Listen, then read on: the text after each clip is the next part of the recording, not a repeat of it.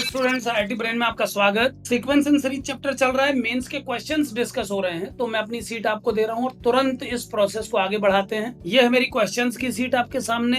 हम लोग 20th question कर रहे थे, एक बार मैं देख लेता हूं, पहले रुकिए नोटबुक में। 20th क्वेश्चन मैंने सॉल्व किया था और ये n का वैल्यू आ गया था। मैंने Sn और An-4 निकाल के आपको दे दिया था। फिर मैंने कहा था इसमें वैल्यू रख के आप आंसर निकाल लें। एक बार देख लेते हैं क्या है क्वेश्चन, एक बार यहीं से शुरू कर लेते हैं। क्वेश्चन था A1 A2 AN be given AP whose common difference is an integer। Sn 1 से An तक था। A1 1 है, An 300 है और n का वैल्यू 15 से 50 के बीच में है। तो आपको ऑर्डर्ड पेयर Sn-4 An-4 निकालना था। ठीक है, बिल्कुल याद आ गया मुझे। ये क्वेश्चन कल हमने डिस्कस किया था, पूरा नहीं कर पाए थे लेकिन ऑलमोस्ट कर ही दिया था। मैंने फिर एक स्टेप आपसे करने को बोला था। ये टर्म आपके एपी में है, इनका कॉमन डिफरेंस एक इंटीजर है। यस, सम जो है एन टर्म का वो Sn है। फर्स्ट टर्म और nth टर्म दिया है, तो मैंने फर्स्ट टर्म और nth टर्म की मदद से Sn निकाल के रख लिया था अपने पास। ये n टर्म का सम है। फिर मैंने Tn और Tn बराबर a plus n-1 into D से d और n-1 का प्रोडक्ट कैलकुलेट किया। देन इसके फैक्टराइजेशन से मैंने n और d का पता किया। यहाँ तक देखिए हम कर चुके थे। d का वैल्यू 13 आ गया था, टोटल नंबर ऑफ टर्म 24 आ गए थे। देन हम जानते हैं टोटल टर्म अगर 24 है तो हमें निकालना था 24 से 4 कम कर दीजिए, यानी 20 टर्म का सम और साथ में 20th टर्म निकालना था ना। हमारा टारगेट था इन दोनों को निकालने का। तो लास्ट में मैंने आपसे बोला था कि an-4 यानी n-4 नंबर का टर्म तो आप फॉर्मूले से निकाल लें, a plus n-1 into D. और आप जो सम है n-4 टर्म का वो कैसे निकाल लेंगे? Sn बराबर 301 n बट्टा 2। ये कहां से आया? अच्छा, ये Sn का वैल्यू था। ओके, Sn का वैल्यू था 301 n/2 और हमें Sn-4 टर्म का सम चाहिए था। एक मिनट रुकिएगा, n टर्म का सम अगर ये दिया है तो इसमें n को n-4 लगा के, नहीं, n को n-4 अगर लगाएंगे तो ये हो गया कि n-4 n को रिप्लेस कर रहा है। लेकिन जब हम n-4 टर्म का सम करेंगे तो लास्ट टर्म 300 थोड़ी ना रहेगा, लास्ट टर्म 300 नहीं रहेगा ना। इसका मतलब ये समेशन केवल n टर्म पर एप्लीकेबल है, इसको आप Sn-4 की जगह नहीं लगा पाएंगे। थोड़ा सा मैं इसको चेंज कर दूं, यहाँ तक हम पहुंच गए थे, बस मुझे इस लाइन को चेंज करना चाहिए। इसकी जगह मैं लिख देता हूं Sn-4 equal to n-4 upon 2 into 2 times a। First term तो 1 ही रहेगा, बिल्कुल क्लियर है, 2a1 plus n-4 -1 into D. अब ध्यान से देखिएगा, n-4 टर्म के सम का फॉर्मूला मैंने वही वाला लगाया है जो समेशन का स्टैंडर्ड फॉर्मूला है, और Sn-4 की वैल्यू आ जाएगी n-4/2 into 2a1 plus n-4 -1 into D. अब इसमें आप वैल्यूज अगर अप्लाई करेंगे तो क्या बन जाएगा? देखिए, ये बन जाएगा 24 में से 4 गया 20/2, यानी कि ये 10 आ जाएगा। और ये आ जाएगा 2 इंटू a1 आपका 1 दिया हुआ है तो ये हो जाएगा 2, और ये n-5 की जगह 19 आ जाएगा, और d है 13। 19 और 13 को मल्टीप्लाई करके 2 ऐड करना है तो क्या बनेगा देख लेते हैं एक बार। तो 19 57 और 19 से कम 19 5 24 और 2 और जोड़ना है, 249 के आगे 0, 249 0। अब एक बार देख लेते हैं 2490 अगर ऑप्शन में है कि नहीं है। 2490 तो है ऑप्शन में, और साथ में जो an-4 आया है इसको भी आप निकाल। अब यहाँ पर मैं देख पा रहा हूँ 2490 दो ऑप्शंस में है, तो जैसे ही आप an-4 की वैल्यू निकालेंगे उससे ये डिसाइड हो जाएगा कि b सही है कि c। तो ये सवाल मैंने ऑलमोस्ट खत्म ही कर दिया था। एक लाइन को चेंज मैंने इसीलिए कर दिया क्योंकि Sn के फॉर्मूले में n की जगह n-4 लगा के आपको n-4 टर्म का सम नहीं, एक्चुअल में ये n टर्म के सम पे ही इंप्लीमेंट हो पाएगा। क्यों? क्योंकि आपने इसको a प्लस l यानी फर्स्ट और लास्ट टर्म को यूज करके निकाला है। यहाँ पर आपको समझना होगा कि nth टर्म 300 था, तो जब आपने n टर्म का सम निकाला तो फर्स्ट ये था, लास्ट ये था। लेकिन जब आप n-4 का सम निकालेंगे तो फर्स्ट तो उस समय भी 1 होगा, लेकिन जो n-4 नंबर पे लास्ट टर्म होगा वो 300 नहीं होगा, तो ये टर्म बदल जाएगा, इसीलिए 301 का जो सम है ये भी बदल। इसलिए मैंने वहां से इसको रिमूव करके Sn-4 को ऐसे निकाल लीजिए बोल दिया आपसे, ये ज्यादा बेटर रहेगा। तो इस तरह से ये क्वेश्चन भी कंप्लीट हुआ। आगे बढ़ते जाइए। 20 कंप्लीट करने के बाद अगला डिस्कशन हम 22 पे करेंगे। इसमें लॉग इन्वॉल्व है, इसीलिए मैंने इस सवाल को मौका दिया है डिस्कशन में। क्या क्वेश्चन एक बार पढ़ लें आप, 22nd क्वेश्चन पढ़ लें। Sum of first 20 terms of the series is 460। एक सीरीज आपको दी है, वो क्या है मैं लिख रहा हूं अपनी नोटबुक में, समझें। log 7 to the power half base पे है x plus log 7 to the power 1/3 x plus log 7 की power 1/4 x plus dash dash dash, और इसके आपका जो समेशन दिया फर्स्ट 20 टर्म का वो 460। एक बार मैं अपनी स्क्रीन पे मतलब अपनी नोटबुक पे ले रहा हूँ इस सवाल को, आप ध्यान देते रहें। ये क्वेश्चन कुछ इस तरह का है, log 7 to the power half x plus log 7 to the power, देख लो एक बार अच्छे से, पहला टर्म 7 के हाफ पावर पे है, दूसरा 1/3 पावर पे, तीसरा 1/4 पावर पे, और ऐसे 20 टर्म का सम 460 है। अब आइए नोटबुक पे, log 7 की power half x plus log 7 की power 1/3x plus log 7 to the power 1/4x और इसी तरह के 20 टर्म्स, और इनका जो सम दिया है वो 460। ये सवाल की पहली लाइन है, एक बार और पढ़ने का मौका दूंगा आप लोगों को। ये लीजिए, if the sum of first 20 terms of the series is 460 then x is equal to, आपको बताना है x का वैल्यू क्या होना चाहिए ताकि ये इक्वेशन सेटिस्फाई हो। तो सिंपल ही समझो बेटे, लॉग की प्रॉपर्टीज में हमने पढ़ा है कि अगर लॉग के बेस पे कोई पावर रेज है तो वो 1 अपॉन फॉर्म में बाहर निकाली जा सकती है। मैं दोनों नियम आपको एक बार यहाँ पर लिख के दिखाना चाहूंगा। अगर आप लॉग के नियम को एक बार और समझे तो पहला नियम है कि अगर लॉग के अंदर किसी टर्म m की पावर पे n लगा है तो ये पावर n बाहर आ जाती है मल्टीप्लाई फॉर्म में और लॉग ऐसा बने। और दूसरा, यहाँ पर आप बेस को कुछ भी मान सकते हैं, और अगर आपके लॉग के बेस के पास पावर n जुड़ी है और टर्म m है तो जब बेस की पावर बाहर आती है तो 1/n बन गया। तो इन दो नियमों को पहले आप अपने दिमाग में उतारें कि बेस से भी पावर को बाहर लाया जा सकता है, लॉग से। अगर लॉग के मेन टर्म की पावर बाहर आ रही है तो मल्टीप्लाई होगी, लेकिन अगर बेस की पावर बाहर आ रही है तो डिवाइड। ये नियम हमने पढ़े थे जब हम लॉग डिस्कस करते थे। तो अगर इन नियमों का आज मैं इस्तेमाल करूं तो ये जो पहला टर्म आपका है ये क्या बन जाएगा, आप देखते रहिए। ये हाफ जो है 1 अपॉन हाफ बन के बाहर आ जाएगा, और फिर ये बन जाएगा log x बेस 7। अगला बन जाएगा 1/1/3 और log x बेस 7, और इसी प्रकार के और टर्म बनेंगे। इन सब का सम 460 दिया है, ये याद रहे, ये टोटल 20 टर्म, ठीक है ना। ये फॉर्मूले मैंने यहाँ पर लिख दिए हैं, मैं इनको बॉक्स में कर देता हूँ। अब ध्यान दे, अगली लाइन में अगर मैं इसको थोड़ा और अच्छे से अरेंज करूं तो ये 1/2 पर जाके बन जाएगा 2 log x बेस 7। अगला बन जाएगा 3 log x base 7, then 4 log x base 7, और ऐसे ही 20 टर्म्स। इनको जोड़ के 460 आ रहा है और ये टर्म टोटल 20 है, ठीक है। अब 20 टर्म की इस सीक्वेंस को अगर आप ध्यान से देखें, इस सीरीज को, तो ये log x बेस 7 को कॉमन देने के बाद कुछ ऐसा फॉर्मेट ले लेगी। ये ध्यान देते रहिए आप, यानी आपको इस सिंपल सी एपी के 20 टर्म्स को जोड़ा, ठीक है ना। सवाल बदलता जा रहा है, ध्यान देते रहिए। अब 2 + 3 + 20 तक अगर ऐड करना हो यार तो ये सिंपल काम है ना। 20 टर्म का सम हो जाएगा 20/2 first term plus last term. अब लास्ट टर्म 21 होगा, ये बताने की जरूरत नहीं है क्योंकि 2 से शुरू हुआ है तो 20th पोजीशन पे 21 आएगा। जब पहली पोजीशन पे भाई 2 आएगा तो 20th पोजीशन पे 21 आएगा, और ये 460 है। और अब इसके बाद एक लाइन और लिखने दीजिए मुझे, ये 2 से 10 टाइम्स कट जाएगा, ये 23 हो जाएगा इक्वल टू 460, 0 से 0 कैंसिल, 23 दूनी 46, और अब ये बन गया log x base 7 equal to 2। और अगर मैं इसको एक्सपोनेंट में बदलूं तो 7 का स्क्वायर इक्वल टू x, यानी कुछ इस तरह का x आएगा, 7 स्क्वायर यानी 49।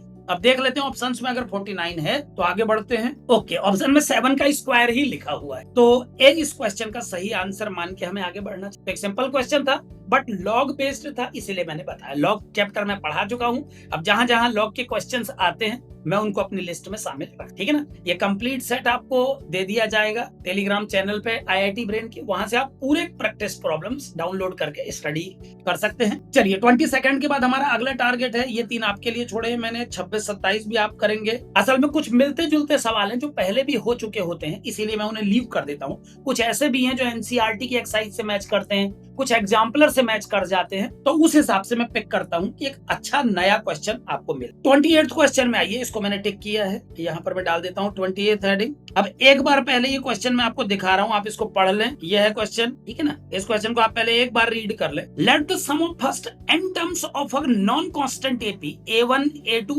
A3 be 50n plus n into n minus 7/2 A is a constant। यहाँ पर ये बताया गया है कि जो A है वो एक इति श्री पांडा जी नमस्कार डियर। AP GP HP ये वाला चैप्टर चल रहा है और मेंस के प्रॉब्लम्स पे डिस्कस हो रहा है ना। जो प्रश्न आपके सामने अभी वो 2019 में पूछा गया सवाल है, इस पे डिस्कशन आगे बढ़ रहा है। Let the sum of the first n terms of non constant AP be this, A is constant, D is common difference of this AP, then ordered pair D, A50 is equal. यानी आपको common difference D निकालना है और इस series का 50वां term निकालना है और उनको पेयर बना के रख देना, ठीक है।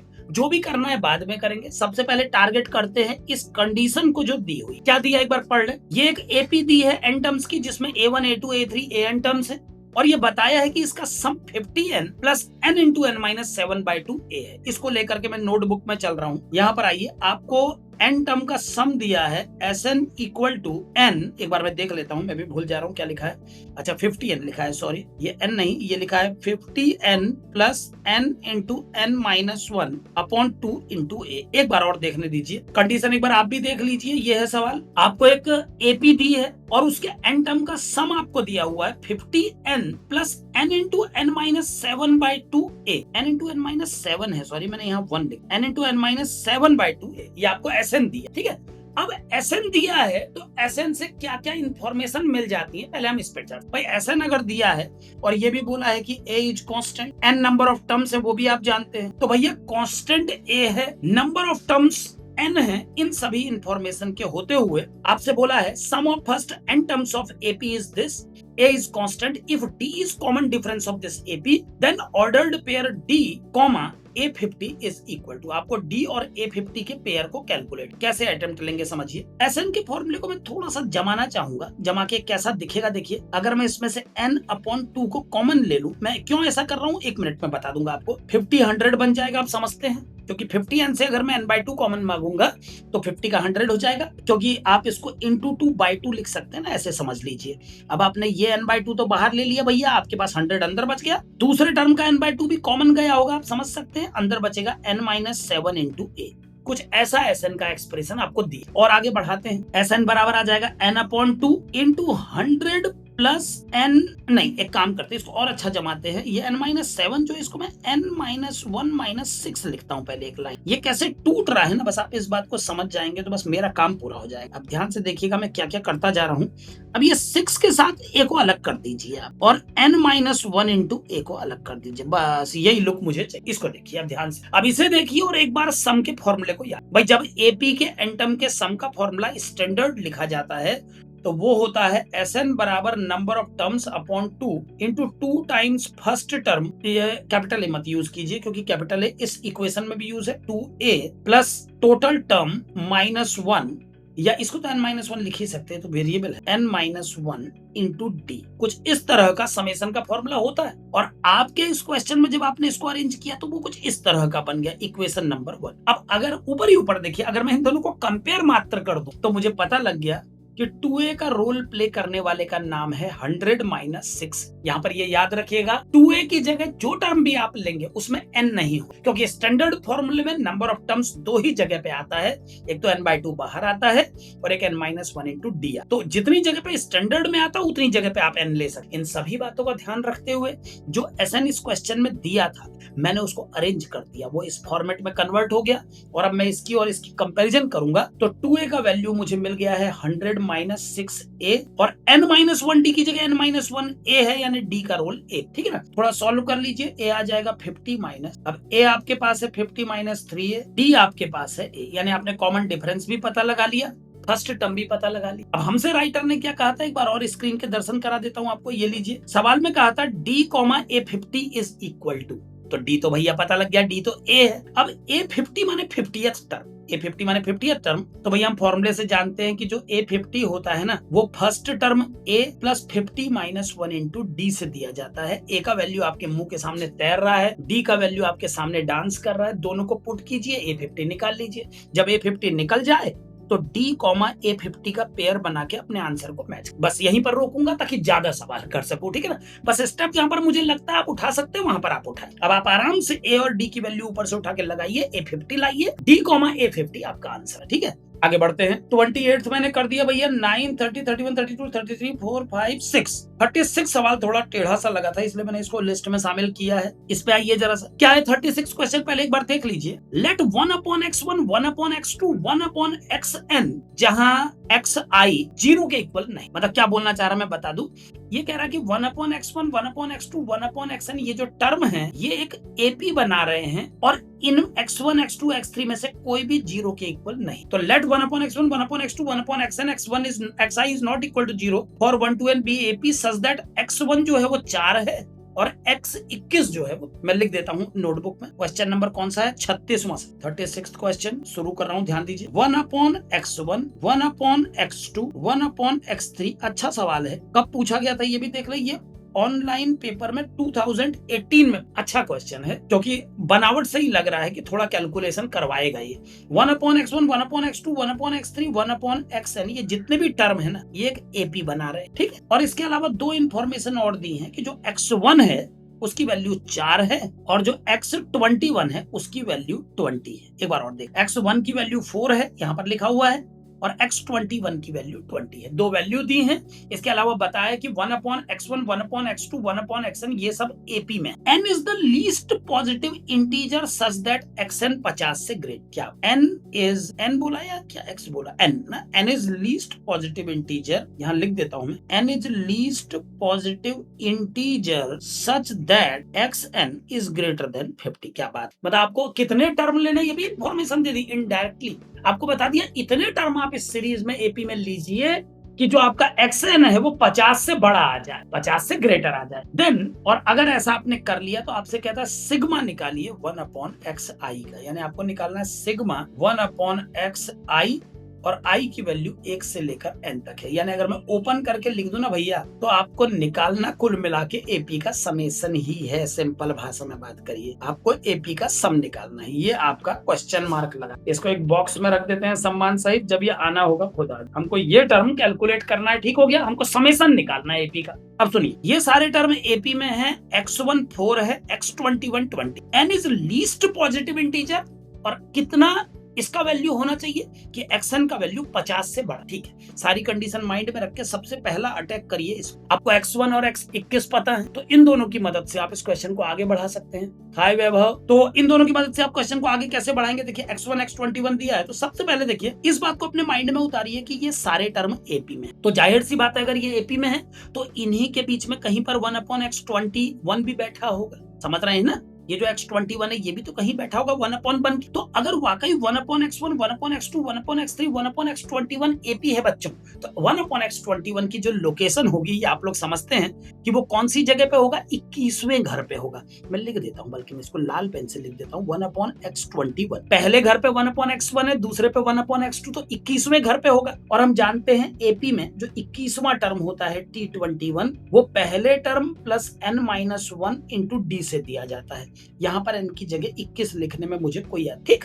तो अब देखिए t21 का वैल्यू दिया है 20, a का वैल्यू दिया है 4, ये बन गया 20 डी, और सॉल्व करके भैया 20 डी बराबर आ गया 16, कुछ ऐसा। एक बार फिर देख लीजिए। नहीं जरा जल्दीबाजी में मैं गलत लिख गया हूँ और अचानक नजर पड़ गई, ये अच्छा हुआ, नहीं तो पूरा ढूंढते रहना पड़ता कि मिस्टेक हुआ कहां पर है। ध्यान दीजिए, यहाँ पर इन्होंने x1 x2 x3 x21 को एपी में नहीं कहा है। एक बार और फोकस करिए, मेरा माइंड भी स्लिप हुआ। Late 1/x1, 1/x2, 1/x1 be in 1 form में, ये x1 x2 x3 एपी में नहीं है। और आपको दिया है कि n की लीस्ट पॉजिटिव वैल्यू इस प्रकार लेनी है कि xn 50 से बड़ा, उसके बाद ये समेशन निकालना है। माने सिंपल क्वेश्चन, बस पता लग जाए कि n कितना है, गेम खत्म। n कितने हैं बस ये। उसके लिए हिंट दिए कि n is the least positive integer और xn 50 से बड़ा है।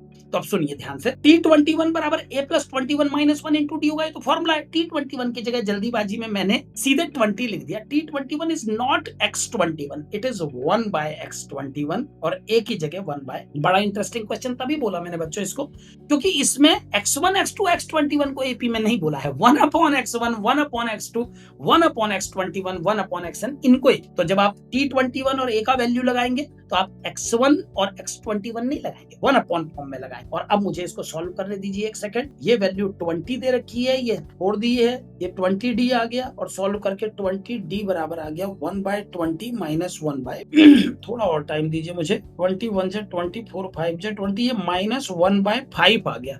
काट दिया मैंने इसको, 4/20 था। और d का वैल्यू आप नोट कर ले कहीं पर 1/100 विथ नेगेटिव। यानी ये तो पता लग गया भैया कि जिस एपी की आप चर्चा कर रहे हैं उसका कॉमन डिफरेंस जो है -1/100, ठीक हो। अब दूसरी इंफॉर्मेशन राइटर क्या देता है कि xn जो है वो 50 से ग्रेट। माने इस सीरीज में जो xn नाम से जो टर्म यूज हो रहा है, इसे आप इस तरह मेंटेन कीजिए कि ये 50 से बड़ा है। बिल्कुल करेंगे, ये बात बिल्कुल क्लियर समझिए। अगर वाकई ये n टर्म की एपी है तो ये इसका nth टर्म है। तो फिर से एक बार मैं nth टर्म का फॉर्मूला लगाना चाहूंगा। मैं जानता हूं किसी भी एपी का जो nth टर्म होगा वो first term plus n-1 into D से दिया जाएगा। डी अब हम निकाल चुके हैं। tn को मैं लिख दूंगा 1/xn, a को मैं लिख दूंगा 1/x1 और n-1 को n-1, डी का वैल्यू -1/100 मुझे मिल चुका है बच्चों। और अब मुझे लिखने दीजिए इस वैल्यू को आगे। x1 का वैल्यू 4 लगा देता हूं मैं, क्योंकि मुझे पता है ये 4 है, और n-1/100। तो कुल मिला के ऐसा इक्वेशन मुझे मिल गया 1/x1 इक्वल टू दिस। अब गौर से सुनिएगा मेरी बात। राइटर ने बोला है xn 50 से, xn 50 से ग्रेट, यानी xn कौन है? 51, 52, 53। तो ये बिल्कुल याद रखिएगा, अगर xn 50 से बड़ा पॉजिटिव नंबर है, पॉजिटिव इंटीजर है, या कोई इंटीजर नहीं, जो भी वैल्यू xn है, अगर वो 50 से बड़ा है तो इसका रेसिप्रोकल जो होगा वो 1/50 से। ये बात आप जानते हैं कि अगर कोई नंबर किसी दूसरे नंबर अगर a b से बड़ा है तो रेसिप्रोकल करने पर इनइक्वलिटी पलट जाती है। मैं इसको भी बॉक्स के अंदर कर देता हूं, ये इंपॉर्टेंट इंफॉर्मेशन। अगर a b से बड़ा है तो 1/a छोटा हो जाएगा 1/b से। फॉर पॉजिटिव a b फिलहाल हम इस कंडीशन को लगा रहे हैं, तो पॉजिटिव के लिए तो ये बात हमेशा ट्रू रहती रहे। तो इस कंसेप्ट को यूज करके मैंने ऐसा लिख दिया।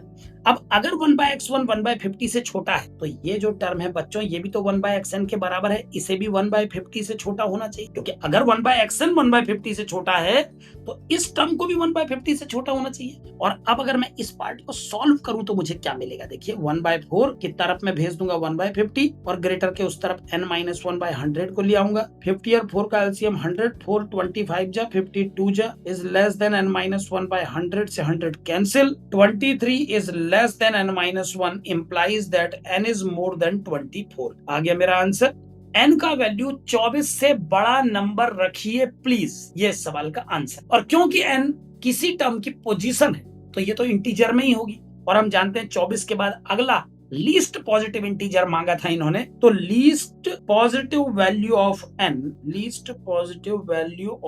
n इक्वल टू 25, क्योंकि हमसे बोला था n की वैल्यू छोटे से छोटी रखिएगा, लेकिन आंसर आएगी 24 से तो बड़ी रखनी पड़ेगी साहब। तो 24 से बड़ा, लेकिन जितना छोटा हो सके उतना छोटा, तो 25 सबसे बेस्ट है, क्योंकि वो 24 से बड़ा भी है और 24 से बड़े सारे परिवार में सबसे छोटा भाई। तो 25 होना चाहिए n का वैल्यू, और अब हमसे समेशन बोला है तो 25 n की वैल्यू आ गई। अब हमसे बोला है कि आप इस सिग्मा को कैलकुलेट, ये पहले ही पता है कि ये एपी है, तो अब इसका सम निकाल लेते हैं। अब हमको ये पता लग गया कि ये टर्म टोटल 25 है, तो इन 25 टर्म का सम कितना आ जाएगा एक बार देख लीजिए। 25 टर्म का सम कितना आ जाएगा? Now Sn equal to 25/2 into 2 times first term 1/x1 भूलिएगा मत, प्लस 25 -1 इंटू डी की जगह -1/100 आ चुका, आप लोगों को भी याद होगा, और 1/x1 1/4 है, ये भी आपको याद होगा। तो 25/2 2/4 और ये आ जाएगा 24/100 विद अ माइनस साइन, क्योंकि बीच का साइन माइनस हो जाएगा ना इस माइनस के कारण। और अब इसको आप सॉल्व, इसके बाद मैं छोड़ रहा हूं आपके लिए, क्योंकि मुझे पता है ये बहुत से, ये आप लोग निपटा देंगे, इसका आंसर फाइनल तक निकाल लेंगे। कैसे आंसर आ रहे हैं एक बार देख लें। इस क्वेश्चन के आंसर आ रहे हैं, हाँ इस तरह के फॉर्मेट में आ रहे हैं, तो जब आप इसका सम करेंगे तो आंसर निकल जाएगा। एक बार अगर देखना चाहते हैं तो एक बार चलिए थोड़ा और आगे बढ़ा के देख लेते हैं। कई बार मैं भी कैलकुलेशन मिस्टेक कर देता हूं, तो कोई गलती अगर हो रही होगी तो वो पकड़ में आए। तो लाइन आ गया 26/100, 2 से ये 13 बार कट गया, ये 4, तो 13/4 टाइप आ रहा है ना ये, क्योंकि 25/2 बाहर है। n/2 into 2a plus n-1 25 -1 into D का वैल्यू कितना था? -1/, तो 25/2 ये आ गया 2/4 माइनस 24/100, और फिर 4 से ये कटा 25 बार, 25 दूनी 50 और ये -24, 26/100 और ये 25/2 13/4 13/4 आ रहा है। 13/4 कोई ऑप्शन है क्या इस? 13/4 इसका डी ऑप्शन है, तो इसको करें। अगर मैंने कैलकुलेशन सही किया है बिल्कुल, तो डी इसका सही, ठीक है ना। चलिए आगे बढ़ते जाते हैं। 36 के बाद 37, 38, 39, 40, 41, 42, यहाँ पर ये सब सवाल मुझे नॉर्मल से लगे, इसलिए मैंने इनमें से कोई पिक नहीं किया, लेकिन जब मैं आपको सीट दूंगा तो आप पूरे करें, एक भी सवाल मत छोड़ें। 50 क्वेश्चन मेरा अगला क्वेश्चन है, क्योंकि इसमें फिर से लॉग के सवाल में इसलिए नहीं छोड़ रहा हूँ क्योंकि लॉग चैप्टर हम पढ़ चुके हैं, और जितने क्वेश्चन मिलेंगे उतनी प्रैक्टिस होगी, ठीक है ना। 50th क्वेश्चन एक बार आप स्क्रीन पे पढ़ लें पहले। 1 log 9 base 3 to the power 1 minus x plus 2 and log 3 base 4 into 3 to the power x minus 1 are in AP, then x equal। अगर ये तीन टर्म AP में है तो आपको x की वैल्यू निकालनी, और ये इसके ऑप्शन, ठीक है ना। चलिए मैं पहले स्क्रीन पे ले जाता हूँ ये सारे सवाल को। यहाँ पर नोटबुक में पहला टर्म 1 है एपी का, दूसरा टर्म है log 9 बेस 3 की power 1 minus X plus 2, log 9 base पे है 3 की पावर 1 माइनस एक्स प्लस 2, ऐसा कुछ है, देख लें एक बार, और गड़बड़ होगी तो आंसर नहीं आ पाएगा। और तीसरा है log 3 base 4 into 3 to the power X minus, ये 3 टर्म है, एक बार गौर से देख लें। 1 पहला टर्म है log 9 base 3 to the power 1 minus X plus 2, और तीसरा टर्म है log 3 बेस 4 इंटू 3 की power X minus 1, these term are in A. ये 3 टर्म दिए हैं, ये बताया कि तीनों ए। तो सिंपल सी बात है, लॉग का सवाल था इसलिए उठा लिया, लेकिन है सिंपल। और ये पूछा गया है कब, देख लीजिए 2002 में इसको पेपर में पूछा गया था। आई थिंक उस समय AIEEE नाम से होता होगा, या जेई मेंस जेई एडवांस, जब मेंस का क्वालिफाई करने के बाद एडवांस की परीक्षा में जाते थे इस तरह से होता था 2 राउंड के। हाँ नहीं, उस टाइम पे मुझे लगता है कि दोनों पेपर देने ही मिलते, उस समय क्वालिफाइंग नहीं होता था, या सब्जेक्टिव होता था एडवांस, कुछ इस तरह का चेंज था, बहुत साल पहले का सवाल है। तो उस समय इन्होंने ये क्वेश्चन पूछा था, ये 3 टर्म एपी में है, एक्स का वैल्यू आपको निकालना है। अब कैसे करेंगे, देखिए ये 3 टर्म अगर एपी में है तो स्टार्ट करते हैं, सबसे पहले इक्वेशन बना लेते हैं, 1 plus log base 3 4 into 3 to the power X minus 1, first और लास्ट टर्म का सम बीच वाले टर्म का डबल होना चाहिए भैया। ये देखिए मैंने स्टार्ट कर दिया सवाल को। अगर 3 टर्म एपी में होते हैं तो फर्स्ट और लास्ट टर्म का सम सेकंड टर्म का डबल होता है, वही मैंने लिख दिया। और अब 1 को मैं लिख देता हूँ थोड़ी देर के लिए log 3 बेस। आप जानते हैं कि बेस और नंबर सेम होने पर वैल्यू 1 आती है। और इस तरफ ये 9 बेस जो है ना भैया, इसको मैं 3 का स्क्वायर लिख, बेस में 9 को मैंने 3 का स्क्वायर लिखा। और आप जानते हैं कि बेस का पावर जब बाहर आता है तो डिवाइडेड में, तब ये बन जाएगा log 3 base 3 into 4 into 3 to the power X minus 1 equal to, इस तरफ आ जाएगा 2/2 log 3 base 3 to the power 1 minus X plus, ये 2 से 2 कैंसिल हो गया। और अब आगे बढ़ाने पर ये बन जाएगा log 3 बेस 3 इंटू दिस, और इस तरफ log 3 बेस दिस। और क्लियर है क्योंकि log 3 बेस इस तरफ भी है और log 3 बेस इस तरफ भी है, दोनों के अंदर के टर्म कंपेयर होने चाहिए। अब ये टर्म कंपेयर करने पर बन जाएगा 3 into 4 into 3 to the power X minus 1 equal to 3 to the power 1 minus X plus, है ना।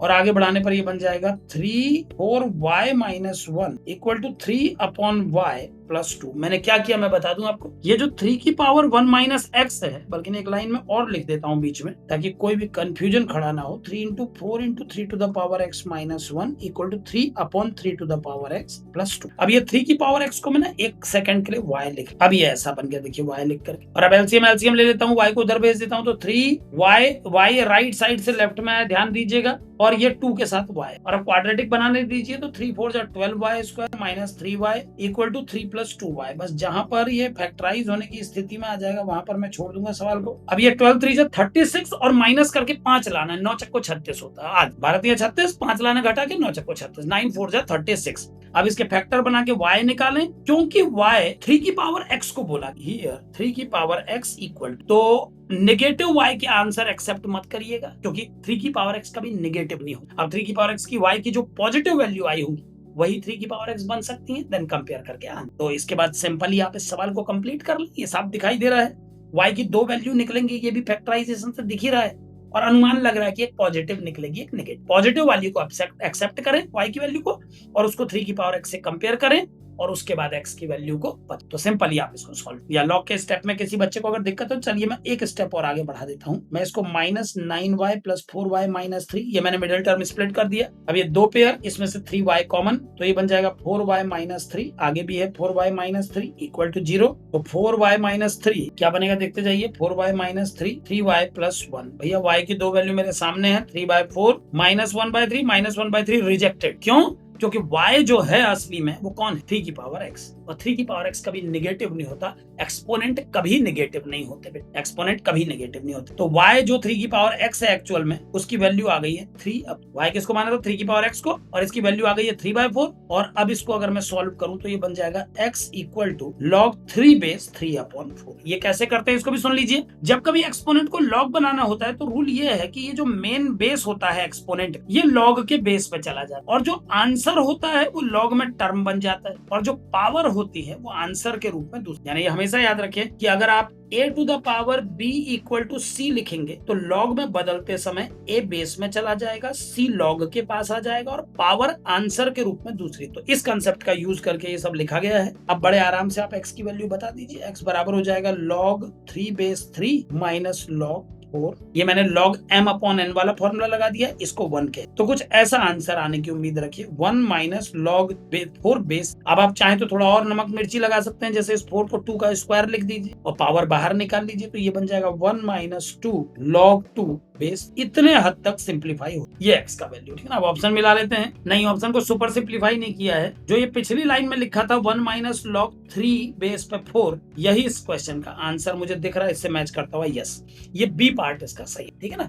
तो इस तरह से आप इस क्वेश्चन को भी कर पाएंगे। ये 50th क्वेश्चन है। तो यहाँ पर एपी के अर्थमेटिक प्रोग्रेशन के ऑब्जेक्टिव क्वेश्चन खत्म होते हैं, देन शुरू होते हैं न्यूमेरिकल वैल्यू टाइप क्वेश्चन। अभी एपी कंटिन्यू है, इस पूरे चैप्टर को इन्होंने जब बाइफरकेट किया है, स्प्लिट किया है, एपी के सारे क्वेश्चन पहले, उसके बाद जीपी के, फिर एचपी के, then miscellaneous series, arithmetico geometrical progression, इस तरह से ब्रेक करके। तो काफी अच्छे से सवालों को कैटेगरी वाइज डिवाइड करके बताया हुआ है कि सीट में आपको दूंगा, तो आप इसका एक एक क्वेश्चन प्रैक्टिस, और कोई अगर नहीं बन पाता है, तरीका एक ही है, आप बस उस क्वेश्चन का नंबर भेज देंगे, बात मुझ तक पहुंच जाएगी, ठीक है ना। चलिए, तो 50 कंप्लीट हुआ। न्यूमेरिकल वैल्यू टाइप में आइए, हमारा अगला डिस्कशन है 59। अगला क्वेश्चन है 59। तो यहाँ पर मैं पहले 59 क्वेश्चन को ले आऊं पहले अपनी नोटबुक में, एक बार आप पढ़ लें, पहले क्वेश्चन क्या है पहले उसको समझ लें एक बार। आपके सामने है question, A and B are two non-zero real numbers, confirmed P and R are the roots of this। ये मैं लिख लेता हूँ, x square minus 8ax plus 2a, x square minus 8ax plus 2a, इस इक्वेशन के जो roots हैं वो क्या है, एक बार और देखने दीजिए मुझे, P और R, इसके रूट्स हैं P और R, ठीक है, मैंने नोट कर लिया। आगे बताइए, A and B are non-zero real numbers, P and R are roots of this equation, Q and S are the roots of equation x square plus 12bx plus 6, x square plus 12bx plus 6b equal to 0। इसके जो roots हैं वो हैं आपके Q और S, ठीक है ना। तो x square minus 8ax plus 2a, इसके रूट हैं आपके P और R, और जो दूसरी इक्वेशन है x square plus 12bx plus 6b, इसके रूट हैं आपका Q और S। दोनों इक्वेशन के दो दो रूट हैं, दो ही होने भी चाहिए, और इस प्रकार ये P Q R S है कि such that 1 by P 1 by Q 1 by R 1 by S are in AP। ये बहुत महत्वपूर्ण लाइन है भैया, इसको लिखने दो, 1 by P 1 by Q 1 by R 1 by S are in AP, ये गिवन कंडीशन है। और सुनिए, A एंड B जो इन इक्वेशंस में यूज हो रहे हैं, आप देख पा रहे होंगे, मैं हाईलाइट कर दूं, इस इक्वेशन में आप A को दर्शन कर पा रहे होंगे और इस दूसरी इक्वेशन में आप B को देख पा रहे होंगे। सबसे पहले राइटर ने A और B का परिचय दिया, उसने बताया कि जिन A और B का इस्तेमाल किया जा रहा है वो नॉन जीरो रियल नंबर्स हैं, ठीक हो गया बच्चों, ये दिया हुआ है। फिर इसने बताया कि जो पहली इक्वेशन है जो A के टर्म में लिखी है उसके रूट P और R है, जो दूसरी इक्वेशन है जो B के टर्म में लिखी है उसके रूट Q और S है। साथ में दिया है कि ये चारों टर्म AP में। आपको A inverse minus B inverse यानी 1 by A minus 1 by B calculate करना, मैं लिख देता हूँ। आपका सवाल है 1 by A minus 1 by B, मैं यहाँ पर क्वेश्चन मार्क लगा के इसको एक डब्बे में कैद करके रख, आपको 1 by A minus 1 by B निकालना है, ठीक हो। अब सुनिए ध्यान से, अगर 1 by P 1 by Q 1 by R 1 by S AP में है ना, तो सबसे पहले मैं कुछ चेंज करना चाहूंगा। 1 by P को तो 1 by P रहने दो, 1 by Q को मैं लिख लेता हूँ 1 by P plus D, 1 by R को मैं लिख लेता हूँ 1 by P प्लस 2D, और 1 by S को मैं लिख लेता हूँ 1 by P प्लस 3D।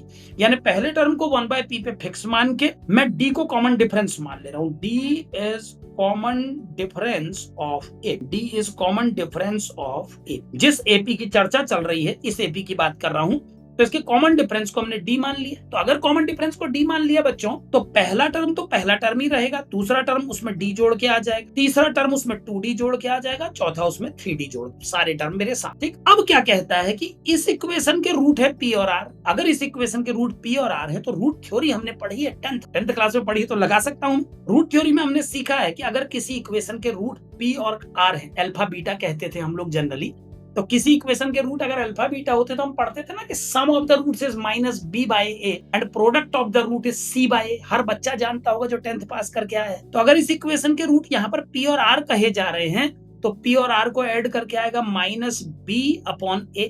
एक बात याद रखिएगा, कोई भी क्वाड्रेटिक इक्वेशन जब स्टैंडर्ड फॉर्म में सोची जाती है तो उसको हम ax square plus bx plus c सोच। तो जो मेरे मुंह से a b c निकल रहे हैं वो रिस्पेक्टिवली x स्क्वायर, x की 1 पावर और कांस्टेंट टर्म, वो टर्म्स। तो अगर मैं इस पहली इक्वेशन के रूट्स को p और r मान के इक्वेशंस क्रिएट करूं तो क्या बनेंगी, देखिए इक्वेशंस बनेंगी p plus r equal to minus minus 8a upon 1 और p multiply r equal to आ जाएगा 2a अपॉन, ये आप लोग जानते हैं कि रूट का जो सम होता है वो माइनस b अपॉन a होता है। a का रोल 1 प्ले कर रहा है और रूट का प्रोडक्ट c अपॉन है। ठीक है, ऐसी दूसरी इक्वेशन के रूट q और s हैं, तो q और s का जो सम आएगा वो होगा माइनस b अपॉन a और इनका जो प्रोडक्ट होगा वो हो जाएगा 6b अपॉन, सम भी आ गया, प्रोडक्ट भी आ गया। अब p प्लस r पता लग गया, p इंटू r पता लग गया, तो इन दोनों को डिवाइड करके, फर्स्ट और सेकंड को डिवाइड करके आपको इनका इनवर्स समेशन भी पता लग जाएगा, है ना। तो 1 को अगर हम डिवाइड कर दें 2 से तो ये बन जाएगा p plus R upon P R equal to 8a upon 2a। देखते जाइए 4 आ गया भैया ये। और इस तरफ अगर मैं डिवाइड करूं तो q plus s upon Q S बराबर -2 आ गया। 6 दूनी 12 आप जानते हैं। अब इसको मैं सिंप्लीफाई करके लिख दूं तो ये 1 by R plus 1 by P है जिसका वैल्यू 4 आ चुका है, और ये आ गया 1 by S plus 1 by Q बराबर -2। आप लोग समझ गए होंगे, मैंने एक जोड़ी जूते का नियम लगा के इसको तोड़ा है, ये लेफ्ट पैर पर ये राइट पैर, यहाँ पर भी मैंने वही नियम लगाया, देखो एक तरफ ये एक तरफ। ठीक, अब ये 2 इक्वेशन बन गई हैं और मुझे क्या लिखना है 1 अपॉन क्यू को, क्या लिखना है 1 अपॉन आर को, क्या लिखना है 1 अपॉन एस, ये मुझे पता है। तो अगर मैं सबको बदल के 1 बाय पी के टर्म में लिख दूं तो 1 बाय आर को मैं लिख पाऊंगा 1 by P plus 2d। 1 by P को तो 1 बाय पी लिखूंगा बच्चों, बराबर 4 आ गया, यानी 2 बाय पी प्लस 2d बराबर 4 आ गया। एक इक्वेशन आपके मुंह के सामने ये डांस कर रही है। इसमें आइए 1 बाय एस को आप लिख सकते हैं 1 बाय पी प्लस 3d, और 1 बाय क्यू को आप लिख सकते हैं 1 बाय पी प्लस डी, ये दिया है -2, 1 बाय पी प्लस डी होगा ना क्यों। देखिए इससे क्या बन गया, इससे इक्वेशन मिल गई 2 by P plus 4d equal to -2। अब एक बात मुझे बताइए, ये 2 सुंदर सुंदर इक्वेशन आपके सामने हैं, इन्हें सॉल्व करके आप 1 बाय पी और डी तो निकाल ही लेंगे ना सिंपल ही, क्योंकि 2 बाय पी दोनों में है। तो पहली इक्वेशन से 2 बाय पी का वैल्यू निकल जाएगा 4 माइनस 2d, और इससे 2 बाय पी का वैल्यू निकल जाएगा -2 माइनस 4d। तुम भी 2 बाय पी, हम भी 2 बाय पी, कंपेयर होना चाहिए। तो 4 माइनस 2d को अगर कंपेयर कर लूं -2 माइनस 4d से, तो 2d बराबर आ जाएगा -6। भैया d का वैल्यू निकाल लिया मैंने, ये -3 है, d का वैल्यू इस सवाल में -3 है। और अब मुझे d लगा करके इस इक्वेशन से 2 बाय पी निकालने दीजिए, तो 2 बाय पी बराबर बन जाएगा 4 माइनस 2 इंटू -3, यानी 3 दूनी 6 4, यानी 2 बाय पी का वैल्यू 10 आ गया, तो 1 बाय पी का वैल्यू 5। 1 बाय पी इसलिए लिख रहा हूँ क्योंकि 1 बाय पी ही टर्म है एपी का। अब सवाल पे वापस लौट रहे हैं, सवाल था क्या, ये कह रहा था 1 बाय ए माइनस 1 बाय बी निकालना था। देखिए सब कुछ पता लग चुका है, 1 बाय पी आ चुका है, डी भी आ चुका है। 1 बाय पी आने के बाद आप क्या करेंगे, देखिए 1 बाय पी अगर आ गया तो यहाँ पर आप 1 बाय पी की मदद से बाकी सब भी निकाल लीजिए। फिर पहले वही सब कर लेते हैं। 1 बाय क्यू जो था, एक बार मुझे देखना चाहिए, 1 बाय पी के बाद 1 बाय क्यू का नंबर था, फिर 1 बाय आर, फिर 1 बाय एस। ठीक है, तो 1 बाय क्यू जो होगा वो 1 बाय पी यानी 5 से डी ज्यादा होगा, यानी वो हो जाएगा 2। मैं जोड़ता जा रहा हूँ, अब आप ये मत कहिएगा डी घटा दिया आपने, डी की वैल्यू नेगेटिव है, मैं उसे ऐड। 1 बाय आर जब निकलेगा तो वो ए में 2d यानी 6 घटा के निकलेगा -1, और जब 1 बाय एस निकलेगा तो वो 1 बाय पी प्लस 3d यानी 9 घटा के निकलेगा -4। मैंने क्या किया समझिए, ये 1 बाय पी निकल गया जब, तो 1 बाय पी की मदद से मैंने 1 बाय क्यू निकाल लिया, डी जोड़ के, फिर 2d जोड़ा, फिर 3d जोड़ा, तो ये दोनों निकल गए। वही क्या, देख लीजिए एक बार अच्छे से आप, मैंने डी ऐड किया तो ये निकल गया 1 by Q, double D add किया ये निकल गया, ट्रिपल डी ऐड किया ये। अब सब मेरे सामने है बच्चों, सब कुछ मेरे सामने है। 1 बाय पी का वैल्यू 5 है, 1 बाय क्यू का वैल्यू 2 है, 1 बाय आर का वैल्यू -1 है, 1 बाय एस का वैल्यू -4 है। और अब आइए ना सवाल पे ए बी निकालने के लिए इंतजाम करते हैं। हमारी इक्वेशन कहाँ गई, वो वाली इक्वेशन है ये सबसे पहले लिखी हुई है। ये सबसे पहले इक्वेशन गौर से देखिए, पी और आर को ऐड करके 8a आना चाहिए, पी और आर को ऐड करके 8a आना चाहिए था, ठीक है ना। P और R को ऐड करके 8a आना चाहिए था, तो लिखते हैं इसको, P और R का जो सम था वो 8a था। एक तो मैं ये उठा लेता हूँ, और आगे इस तरफ भी देखिए Q और S का जो सम था वो -12b था, ये भी देखिए Q और S का जो सम था -12b। ठीक, तो जल्दी से समझिएगा, P का वैल्यू आ चुका है 1/5, R का वैल्यू -1। अगर 1 बाय P का वैल्यू 5 है तो P का 1/5 आएगा ना, और 1 बाय आर अगर -1 है तो आर भी -1 आएगा, बराबर 8a। तो ये आ गया -4/5 बराबर 8a, और इसको सॉल्व अगर कर लूं थोड़ा और तो ये बन जाएगा 4 दूनी 8 -1/10 बराबर a, इम्प्लाइज दैट 1/a बराबर -1। तो ये 1/a का वैल्यू -10 आ गया, और q प्लस एस बराबर -12 भी है। एक बार इसको भी सॉल्व कर लेते हैं। मोहन जी कहाँ से दिक्कत आ रही है एक बार बताइए मुझे, मैं वहां से, आप बिल्कुल स्टार्टिंग से इस क्वेश्चन में है क्या, है ना। हो सकता है आप मिड पे आए हो, इस वजह से दिक्कत आई हो आपको। तो मैं एक बार इसको पूरा कर दूं, फिर आप मुझे बताइएगा किस स्टेप से रिकॉल करूं, तब तक आप एक मैसेज भेजिए। चलिए, तो 1/a - 10 आ गया। अब इस वाले में q और s की वैल्यू लगा देता हूँ। q का वैल्यू आ जाएगा इस इक्वेशन से 1/, और s का वैल्यू इस इक्वेशन से आ जाएगा -1/4 इक्वल टू -12b। तो 1/4 बराबर आ जाएगा -12b, और 1/b का वैल्यू आ जाएगा -48, ऐसा कुछ है। 1/a का वैल्यू -10 आ जा रहा है, 1/b का वैल्यू -48, और अंत में सवाल पूछा था कि 1/a और 1/b का डिफरेंस। अच्छा सवाल दिया है, काफी मतलब ऐसा सवाल बनाया था जो काफी कैलकुलेशन मांग रहा था। लास्ट में 38, तो इस क्वेश्चन का आंसर 38 आना। ये एक न्यूमेरिकल टाइप क्वेश्चन है। अच्छा, ये क्वेश्चन चलिए एक बार फिर से शुरू से, बिल्कुल बिल्कुल इस क्वेश्चन को मैं शुरू से एक बार ब्रीफिंग करता हूँ, और अगर दिक्कत आई तो कल की क्लास में फिर इसी से स्टार्ट करेंगे। लेकिन किसी क्वेश्चन में स्टार्ट से अगर रहेंगे तो बहुत सही रहेगा। एक बार देखिए, मैं इसको स्टार्ट से करता हूँ। क्वेश्चन क्या था, उसकी थीम को समझिए। क्वेश्चन ये था बेटे, 59 नंबर का क्वेश्चन है इस सीट में। एक क्वाड्रेटिक इक्वेशन दी है, इसके रूट PR है। दूसरी क्वाड्रेटिक इक्वेशन दी है, इसके रूट QS। ठीक है, अब हम जानते हैं यार कि अगर किसी क्वाड्रेटिक इक्वेशन के रूट पता है तो उसका समेशन और प्रोडक्ट निकाला जा सकता है। 10th में पढ़ा था हमने। तो इस पहली इक्वेशन के रूट अगर PR हैं तो इनका सम और इनका प्रोडक्ट मैंने ये लिख लिया। ये तो आप जानते होंगे ना कि दोनों रूट का सम -b/a होता है और दोनों रूट का प्रोडक्ट c/a होता है। ये 10th स्टैंडर्ड का है रूट थ्योरी, है ना। और ऐसे ही जो दूसरी इक्वेशन है, इसके रूट है Q और S। तो Q और S का समेशन इतना होगा -b/a, और इनका प्रोडक्ट होगा c/a। इस स्टेप पे आप बिल्कुल क्लियर हैं सतीश जी, आप समझ रहे हैं। चलिए, ये स्टेप तो क्लियर हो गया। ठीक है, कि मैंने ये समेशन और प्रोडक्ट कैसे लिखा, मैंने ये कैसे लिखा, ये भी क्लियर हो गया। दोनों बातें हो गई। अब सुनिए ध्यान से, तो राइटर ने इस सवाल में एक एडिशनल इन्फॉर्मेशन दी है बच्चों की, ये चारों AP में है। मतलब रेसिप्रोकल करके वैसे ही कठिन बना दिया और कह रहा है AP में है। तो मैंने क्या किया, मैंने पहले टर्म को तो 1/p रहने दिया, दूसरे को मैंने लिख दिया पहला प्लस d, अगले को लिख दिया पहला टर्म प्लस 2d, और तीसरे को लिख दिया पहला टर्म प्लस 3d। भाई एक बात बताइए, अगर कॉमन डिफरेंस d है भैया, तो AP का हर नया टर्म पिछले टर्म में d जोड़ के नहीं आएगा क्या? तो 1/p में d जोड़ा अगला आ गया, 2d जोड़ा तीसरा आ गया, 3d जोड़ा चौथा आ गया। क्या ना, मैंने क्या क्या कर दिया, मैंने इस क्वाड्रेटिक इक्वेशन के रूट P और R का सहारा लेके ये दोनों इक्वेशन क्रिएट कर दी, इस इक्वेशन के रूट का सहारा लेके ये दोनों क्रिएट कर दी, और क्योंकि ये चारों टर्म AP में थे तो मैंने 1/Q, 1/R और 1/S को डिफाइन कर दिया। मैंने ये साफ साफ लिख दिया कि D कॉमन डिफरेंस को मान रहा हूं मैं। ये मेरा क्वेश्चन है, मुझे कुछ भी करके A और B पता लगा। ठीक, ये मैंने बनाया। अब क्या किया मैंने, सुन, अब मैंने इन दोनों जो इक्वेशंस थी इनको डिवाइड कर दिया बेटे। तो जब मैंने P + R को PR से डिवाइड किया ना, तो ऐसे दो पार्ट में ब्रेक करके ये ऐसी इक्वेशन बन। ठीक है, ये इक्वेशन बन गई। एक मिनट देख लेते हैं सतीश जी सर। ओके, चलिए कोई नहीं। तो 1/R + 1/p, इसको सॉल्व करके आ गया 4, और 1/S + 1/Q आ गया -। अब एक इक्वेशन ये बन गई, एक इक्वेशन ये बन गई। ठीक है ना। देन 1/R और 1/p की वैल्यू पुट की। 1/R की वैल्यू ये है, 1/p ये है, इनको सम करके आ गया 4। तो सॉल्व करके इक्वेशन बन गई ये। और ऐसे यहाँ पर 1/s की वैल्यू अप्लाई की, 1/q की वैल्यू अप्लाई की, और इसको सॉल्व करके दूसरी इक्वेशन बन गई। दो इक्वेशन है, दो वेरिएबल है, सॉल्व करके आपका P और D का वैल्यू। इन दोनों इक्वेशन को सॉल्व जब किया 1 और 2 को, इन दोनों इक्वेशन को सॉल्व करके हमको D पता लग गया -3, और 1/p पता लग गया। देन 1/p पता किया, और 1/p में D जोड़ के 1/q आ गया, D और जोड़ा तो 1/R आ गया, फिर D जोड़ा तो 1/S। क्योंकि ये पहले से ही तय था कि D को अगर आप ऐड करते जाएंगे तो ये 1/Q, 1/R और 1/S निकल जाएंगे।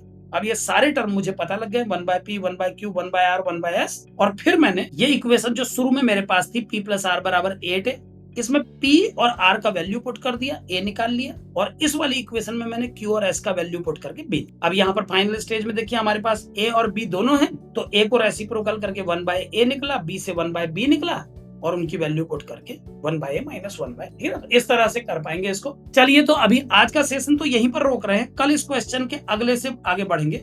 59 तक हम कर चुके हैं। 59 के बाद 64 क्वेश्चन से कल की डिस्कशन में आगे बढ़ा क्वेश्चन को, ठीक है ना।